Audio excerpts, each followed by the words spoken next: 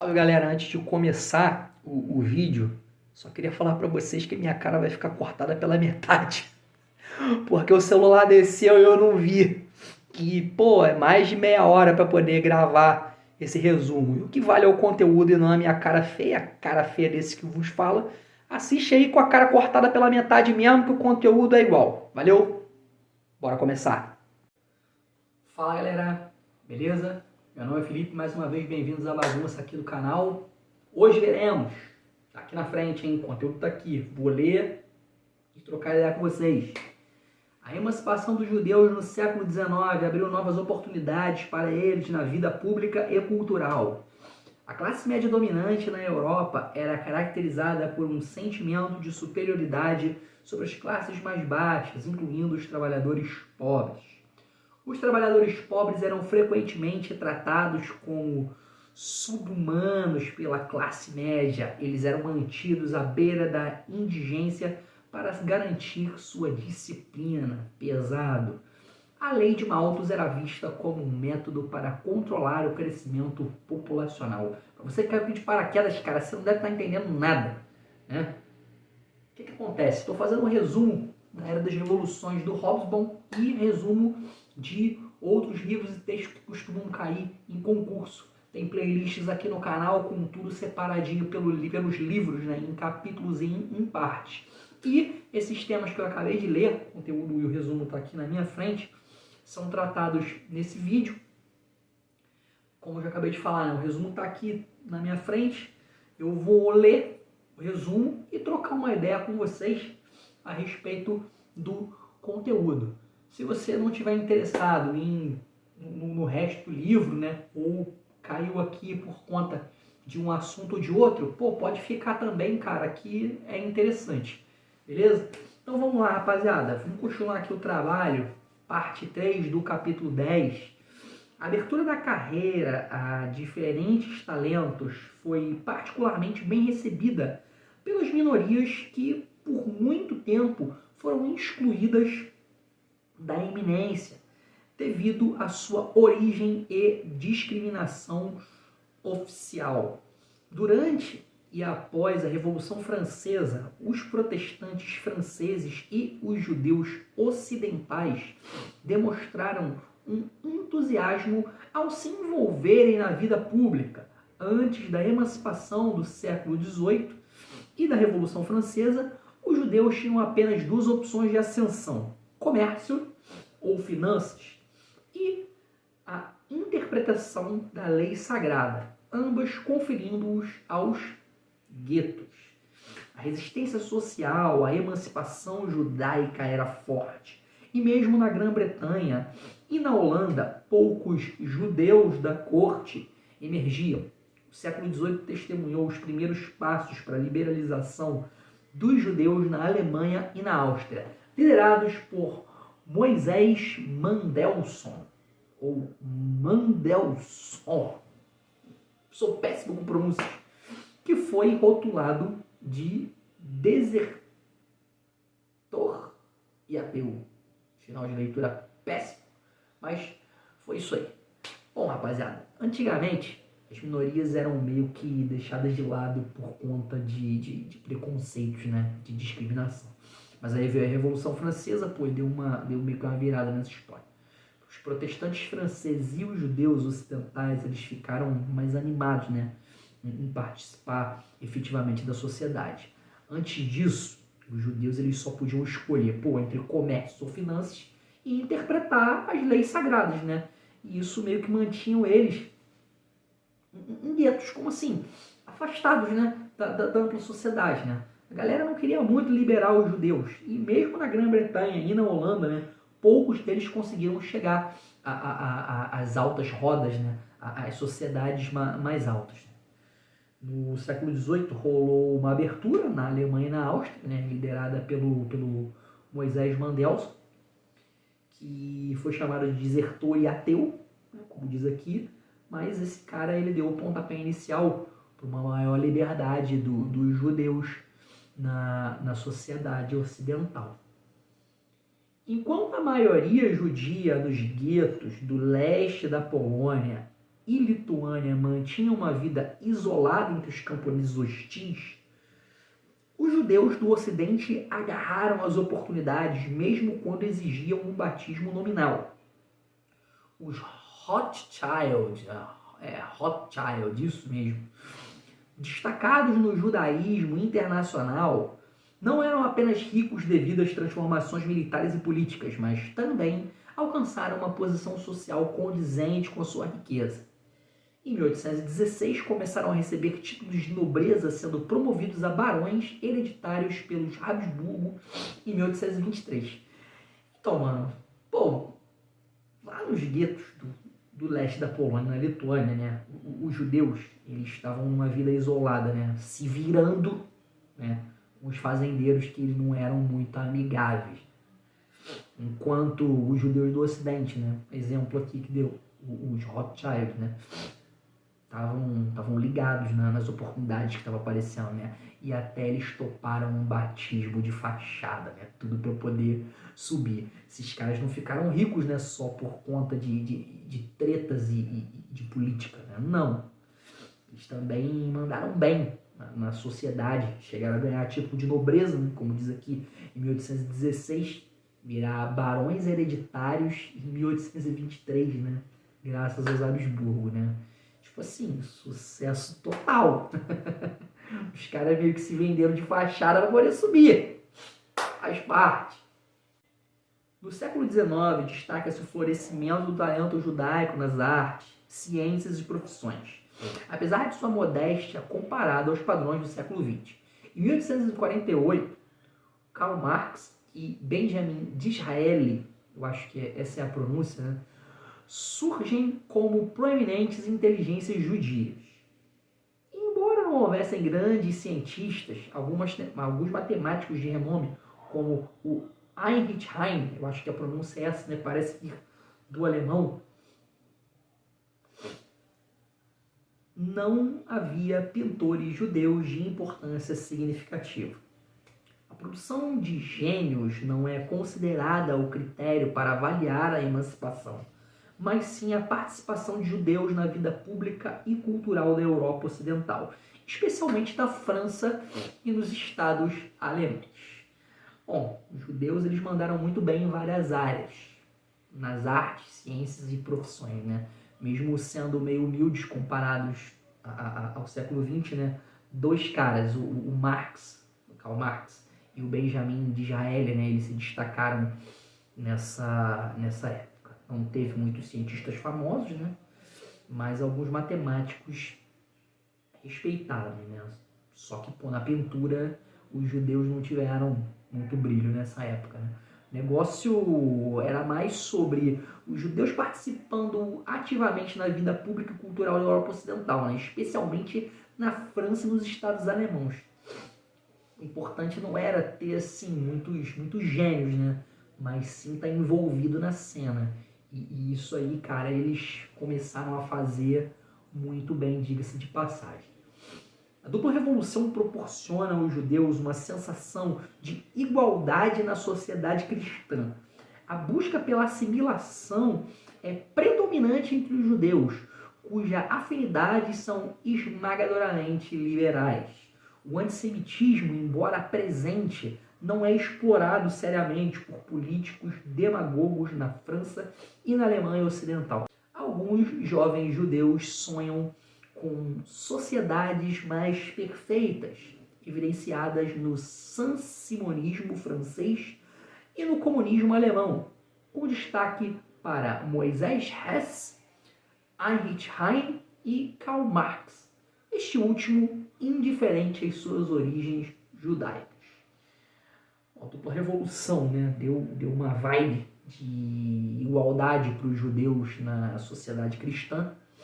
Os caras eles estavam na busca de assimilação, principalmente os judeus que são mais de boa na pegada liberal. O preconceito ainda rolava, né, mas os políticos lá na França, na Alemanha Ocidental, eles não deram muita moral para isso não. Alguns jovens judeus, eles sonhavam com sociedades mais iguais, né? Tipo, baseada no saint-simonismo na França e no comunismo alemão. Eles estavam ganhando as suas oportunidades.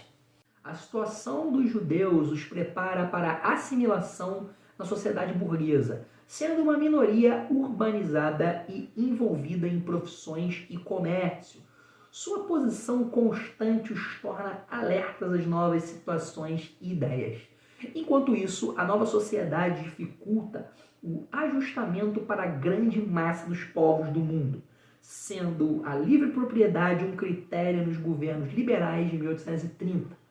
A atitude liberal reflete-se na concessão de plena cidadania a quem aceitar as normas da sociedade dominante, simplificada pelos Senatus Consulti de Napoleão III em relação aos argelinos, que podiam tornar-se cidadãos ao renunciar ao islamismo. Cara, pô, chatinho isso, hein? Bom, bicho, os judeus eles estavam naquela de se misturar com a sociedade burguesa. Estão lá nas cidades, trabalhando em várias paradas, né, tipo comércio. E os caras eles estão ligados em tudo que rolava, né, sempre de olho em novas ideias e novas oportunidades. Enquanto isso, tinha uma galera por aí que estava se dando mal, né, a maioria do povão. Essa nova sociedade complicou pra caramba, né, a vida dessa galera, principalmente porque tinha um lance, né, da propriedade privada que era fundamental nos governos liberais, né? Diz aqui, desde 1830. A parada liberal é tipo, se você seguir as regras do jogo da sociedade dominante, você ganha a cidadania completa. Isso ficou claro com o rolê do Napoleão III dos argelinos, né? Que eles podiam virar cidadãos se largassem o islamismo. Pô, nem um pouco opressor, né? Resumindo, os judeus, eles estavam se virando na sociedade burguesa, enquanto o resto do pessoal estava se ferrando para se encaixar nesse esquema liberal, né? Os caras se venderam para poder se encaixar ali, enquanto o resto da rapaziada estava levando ferro. A desprezo absoluto dos civilizados pelos bárbaros, incluindo os trabalhadores pobres, era fundamentado em um sentimento de superioridade declarada. Durante a metade do século, a classe média considerava seu mundo aberto a todos, e aqueles que não podiam cruzar seus limites eram vistos como deficientes em inteligência pessoal, força moral, energia ou herança racial e histórica. Esse período foi caracterizado por uma insensibilidade única, onde a pobreza era ignorada pela classe média, tratando os pobres como sub-humanos, especialmente quando se tornavam trabalhadores industriais sujeitos à disciplina coerciva e draconiana, muitas vezes apoiada pelo Estado. Bom, antigamente a galera civilizada, né, eles achavam que era melhor do que os bárbaros, incluindo os trabalhadores pobres, né? Acho que eu nem preciso dizer quem se considerava civilizado e para esses caras quem eram os bárbaros, né? Eles se sentiam superiores, achando que a sua classe média era aberta a todas. Bom, quem não conseguisse entrar num clubinho, por assim dizer, né, era considerado burro, sem moral e com uma herança ruim, simplificando, era isso, né? Naquela época rolava, né, uma falta de sensibilidade total. A classe média ignorava completamente a pobreza, né? Tratava os pobres como se fossem, como diz aqui no resumo, né, sub-humanos, né? Tratava os caras como merda, especialmente quando eles começavam a trabalhar em fábrica, né? E lá na fábrica o bicho pegava, né? Eles eram controlados, né, de forma bem rigorosa, né? E, pô, apoiados pelo governo, né? Aqui no resumo fala sobre a disciplina draconiana. Dá uma pesquisada e vê que parada é essa aí. É sinistro, mano. A parada era muito, muito desumana, muito. A opinião da classe média não percebia a incompatibilidade entre a igualdade perante a lei e códigos trabalhistas discriminatórios. Os trabalhadores eram mantidos à beira da indigência para garantir sua disciplina, enquanto os empregadores enfrentavam penalidades modestas por quebra de contrato. Os empregadores justificavam a pobreza constante dos trabalhadores como um meio de manter a ordem social. A lei de Malthus era vista como um método para controlar o crescimento populacional, esperando que os pobres limitassem a sua procriação. Cara, a galera da classe média não sacava que estava rolando um lance meio estranho, né? A lei dizia que todo mundo era igual, mas os códigos de trabalho eram discriminatórios. Os trabalhadores eles ganhavam uma mixaria, né, para andar na linha, enquanto os chefes, né, os donos de fábrica, eles só levavam, tipo, uns tapinhas de luva, né? Um puxãozinho de orelha se eles quebrassem os contratos trabalhistas, né? Os chefes defendiam que manter os trabalhadores nessa pindaíba era tipo meio que necessário para manter uma ordem social. Isso beirou inacreditável nos dias de hoje, né? Mas rolou. E a lei de Malthus, né, que era uma lei de controle populacional, ela entrava na jogada como uma tática de controle de natalidade, né, na esperança de que os pobres eles dessem uma segurada na procriação, né, nos filhos, já que o índice populacional aumentou exponencialmente. Isso inclusive é retratado em outro vídeo aqui no canal. Dá uma olhada na playlist, se não me falha a memória, é no capítulo passado, no capítulo 9.